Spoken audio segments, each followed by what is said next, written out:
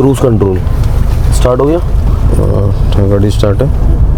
Cruise control activate करने के लिए आपकी गाड़ी का जो स्पीड है वो 20 प्लस होना चाहिए। आप इस बटन को दबाते हैं, इधर लिखा आता है cruise control stand by.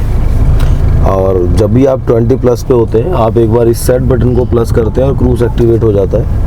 Activate होने के बाद आपकी कार उसी स्पीड में चलती रहती है जिस स्पीड में आपने क्रूज को एक्टिवेट किया है।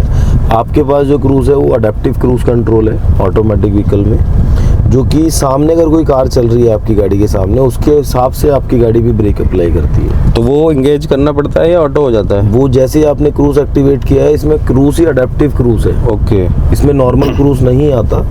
तो जब आप क्रूज चला रहे हैं, सामने वाली गाड़ी अगर ब्रेक अप्लाई करती है तो आपकी गाड़ी भी ब्रेक अप्लाई करती है। कितने डिस्टेंस बाद? मैक्सिमम डिस्टेंस रहेगा इसका 70 फीट और मिनिमम डिस्टेंस रहेगा 17.5 फीट, जो कि आप मेंटेन कर सकते हैं। इस बटन को एंटर करने से वो डिस्टेंस को कम ज़्यादा कर सकते हैं आप। 17 फीट मिनिमम होगा? मिनिमम 17.5 है, मैक्सिमम 70 है। ठीक है। अगर सामने वाली गाड़ी ब्रेक लेके 0 की स्पीड में आ जाती है तो आपकी कार भी ब्रेक लेके 0 की स्पीड में आ जाएगी। तो मेरे को अगर स्पीड कम करनी है, यहीं से स्पीड कम होगी? जब क्रूज एक्टिवेटेड है और आपको स्पीड को प्लस या माइनस करना है तो लॉन्ग प्रेस करने से 10-10 की स्पीड इंक्रीज होती रहेगी, 1 प्रेस करने से 1 की स्पीड इंक्रीज होगी। सेम माइनस को लॉन्ग प्रेस करने से 10-10 की स्पीड डिक्रीज होगी, 1 करने से 1 की स्पीड। और ब्रेक दबाने से ऑटो आप ब्रेक यूज करते हैं, क्रूज कंट्रोल हट जाता है, आप क्रूज से एग्जिट हो जाते हैं। आपको वापस से लास्ट वाले क्रूज पे आना है, आप रिज्यूम का बटन दबाते हैं और आप लास्ट क्रूज पे आ जाते हैं। और फिर आपको फीचर ही ऑफ करना है तो आप क्रूज का बटन दबा दीजिए, क्रूज कंट्रोल बंद हो जाएगा। ओके। ये ऑन के लिए adaptive cruise control stand by, तो ये ऑन हो गया? ऑन हो गया। बंद है तो फिर इसी से बंद होगा। ओके। और इसमें सेकंड ऑप्शन आता है आपके पास ऑटो इमरजेंसी ब्रेकिंग। आप जब भी आपकी कार को 60 प्लस स्पीड में चलाते हैं तो आपकी गाड़ी के जो रडार हैं वो 70 फीट पे वर्क करते हैं। अगर सामने वाली गाड़ी ने किसी गाड़ी ने इमरजेंसी ब्रेक अप्लाई किया तो आपकी कार भी ब्रेक यूज कर लेगी। ये सिर्फ चलती हुई चीज को डिटेक्ट करता है, जो कि कोई चीज फॉरवर्ड हो रही है, चल रही है आपकी गाड़ी के साथ, तो ही ये ब्रेक अप्लाई करेगा। कोई चीज स्टैंड बाई है तो ये ब्रेक अप्लाई नहीं करेगा उस केस में। वो ये ऑटो ऑन होता है या वो अभी ऑन है, आप उसको ऑन एंड ऑफ कर सकते हैं। उसके लिए हम सेटिंग्स में आएंगे तो भी मैं आपको बता देता हूँ। और अगर आप 60 से नीचे की स्पीड में है तो वो 4 फीट पे वर्क करेगा ऑटो इमरजेंसी ब्रेकिंग। मान लीजिए आप बम्पर टू बम्पर ट्रैफिक में चल रहे हैं, 4 फीट की रेंज में अगर सामने वाली कार ने इमरजेंसी ब्रेक अप्लाई किया तो आपकी कार भी ब्रेक यूज़ कर लेती है। और वो आपको अलर्ट भी देता है, स्टीयरिंग वाइब्रेट करता है उस कंडीशन में। इस सेटिंग्स पे आने के बाद आपके पास पहला ही ऑप्शन आता है ड्राइवर असिस्टेंस। ड्राइवर असिस्टेंस में जो ADAS फीचर है वो आप ऑन एंड ऑफ इधर से कर पाएंगे। पहला ऑप्शन रहेगा,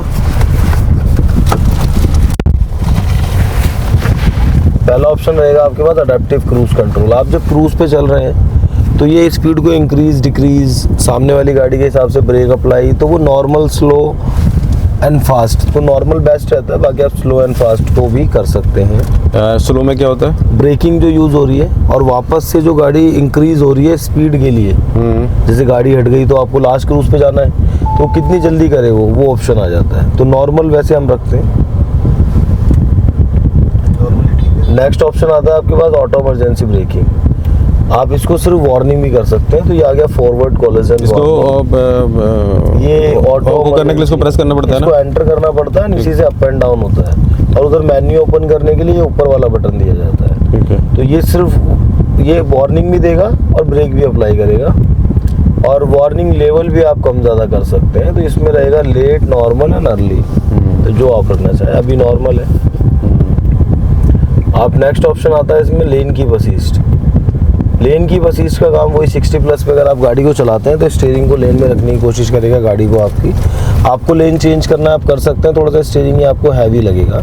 अभी ऑफ लग रहा है। और अगर आप इंडिकेटर देते हैं तो वो स्मूथ हो जाएगा और आप लेन चेंज कर सकते हैं। अभी ये फीचर ऑफ है। आप सिर्फ वार्निंग भी कर सकते हैं और वार्निंग प्लस असिस्ट भी कर सकते हैं। अगर आप वार्निंग प्लस असिस्ट करते हैं तो ये स्टीयरिंग को भी कंट्रोल कर रहा है और आप जब भी लेन से आपकी गाड़ी बाहर जाती है तो ये आवाज़ भी करेगा, टो टो टो टो टो टो, इस तरह की साउंड आता है।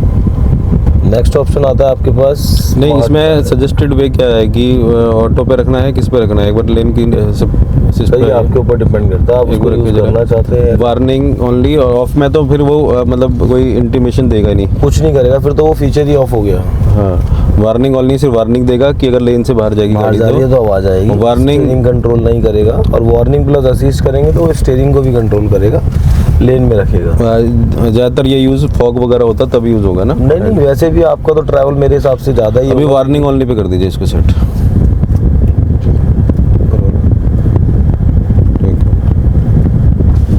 इसके बाद ऑप्शन आता है स्मार्ट पायलट। यहीं से बैक जाने के लिए कौन सा अच्छा? ब्लू पे जाके बैक होता है सर ऊपर। स्मार्ट पायलट ऑन है अभी। स्मार्ट पायलट का काम है, अगर आप लेन की असिस्ट को ऑफ भी रखते हैं और स्मार्ट पायलट ऑन है, तो जब भी क्रूज कंट्रोल चलाएंगे आप, अडेप्टिव क्रूज कंट्रोल, तो लेन की असिस्ट को ऑटोमेटिक ऑन कर देगा। ये स्मार्ट पायलट है।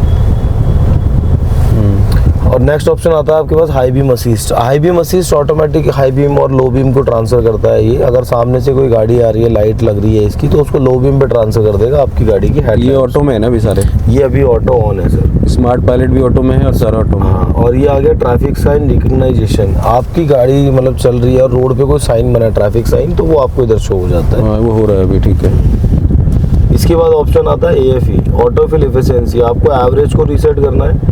आप after ignition and after refuelling, अभी रिफ्यूलिंग कर रखा है, तो जब भी आप गाड़ी में तेल डलाएंगे, आपकी गाड़ी ने जो अभी एवरेज 11 पॉइंट कुछ दिया था उसको रीसेट कर देगा।